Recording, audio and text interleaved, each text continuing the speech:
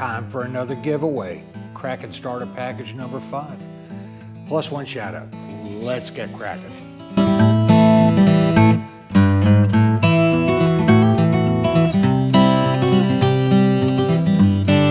Good moto morning, beautiful people. Welcome to Kraken's Garage. I'm your host, Eric. With today's episode, we're going to do some basic news updates and also set up the next giveaway. This giveaway is for Kraken starter package number 4 or 5, I forget. And what this package includes is you get the tattoo sleeves, you get this sweet dad bucket hat that I had custom made with my logo, and of course you get the mullet. So once again, ladies and gentlemen, if you wear this, do not blame me if the ladies chase you down the street. You have serious issues in that department. So how you win these sleeves, hat, and mullet is in the comments down below. All you have to do is type "I'm in" somewhere in your reply. You can crack on me, jokes, whatever, I don't care, but if you put "I'm in" there, then you will be included in the contest.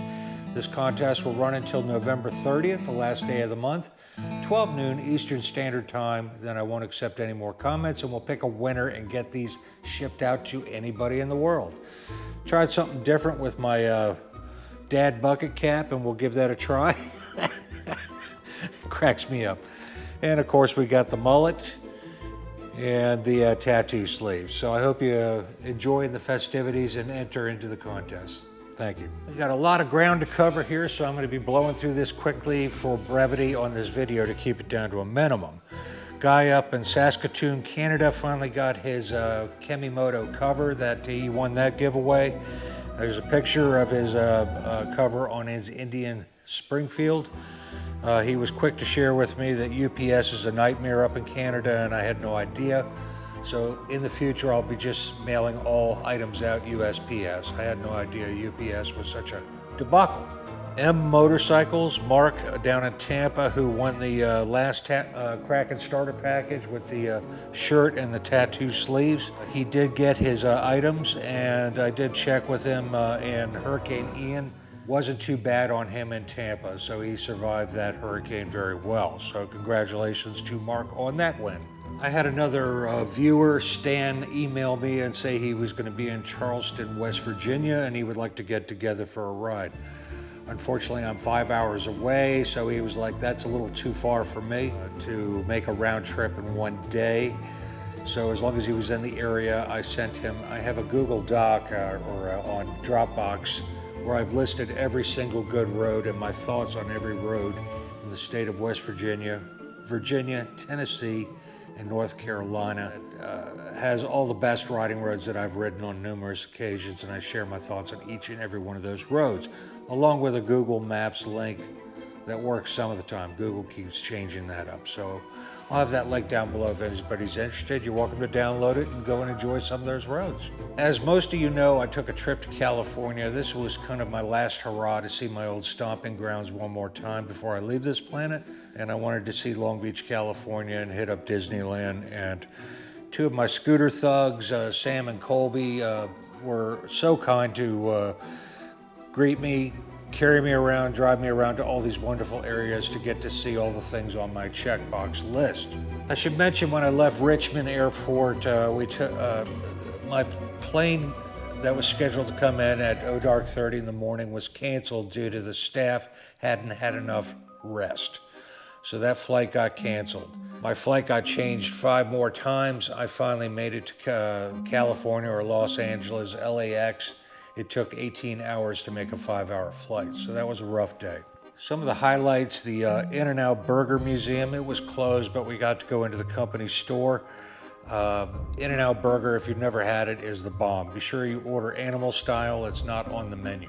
Abalone Cove, that's just kind of north of Long Beach, where as a child I used to go down and collect abalone shells from the seashore. Just a beautiful area.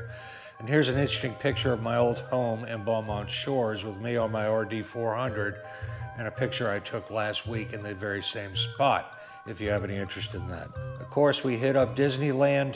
We spent 6:30 in the morning till probably 9, 10 o'clock that night. It was an all-day affair, and we had a hell of a good time. It was a load of fun, and so much of Disney hasn't changed, and I haven't been there in 40 years. So what an absolute treat. We also swung by, and why I'm wearing this hat that Colby bought me a while ago to visit 𝕤𝕠𝕒𝕒 Harley Davidson. MattLaidlaw has a heck of a YouTube channel, and I just love his content. He's who I aspire to be as a YouTuber or content creator, but Matt did walk by, he did say hello, but I didn't reach out and talk to him or anything like that. I'm not one to chase people around, hey, look at me, or, you know. A month or two ago, RevZilla opened up a store in Newport Beach, California. We got to swing by there, brand new store. Happy to see them setting up a smaller satellite store. I had no idea this was here. The only store I knew of was in Philly, so very cool stuff there. My friend Colby works for Mercedes-Benz, and his expertise are in reconditioning the old antique Mercedes-Benzes. And Mercedes-Benz bought out the Douglas Aircraft, McDonnell Douglas Aircraft factory that my father used to work out of for many years of his life. And it is now a reconditioning facility for very expensive, elite, antique Mercedes-Benz. Cars like the Gullwing. Ladies and gentlemen, I saw a wooden motorcycle made by Mercedes-Benz I knew nothing about, as well as some other first versions of their cars where they just went into manufacturing automobiles. The Gullwings I'm looking at are $1 to $2 million cars per each. The paint jobs on these cars are $80,000. I was honored to get a peek at the inside look at these wonderful cars that were absolutely amazing. So, Colby, thank you for that. What is kind of cool, they did leave the original McDonnell Douglas aircraft sign up on the building, and I took a picture of that on the way out.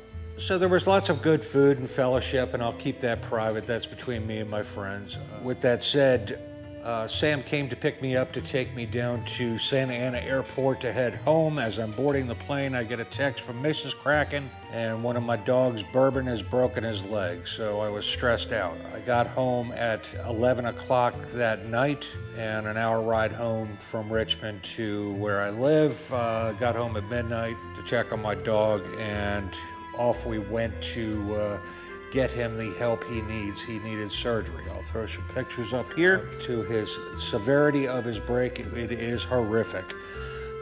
He survived the surgery and is doing fine. The technology of the day after my back surgery, I walked out of that hospital. The day after this surgery on Bourbon's leg, he walked out of that vet clinic. It's amazing. So my focal point has been onto the road of recovery for Bourbon, and we will get him to where he needs to be and provide him lots of treat and loving to get the healing process going and get back to the old Bourbon. As to what happened, my dog's roughhouse, and Bourbon must have zigged when he zagged and smashed his leg but good.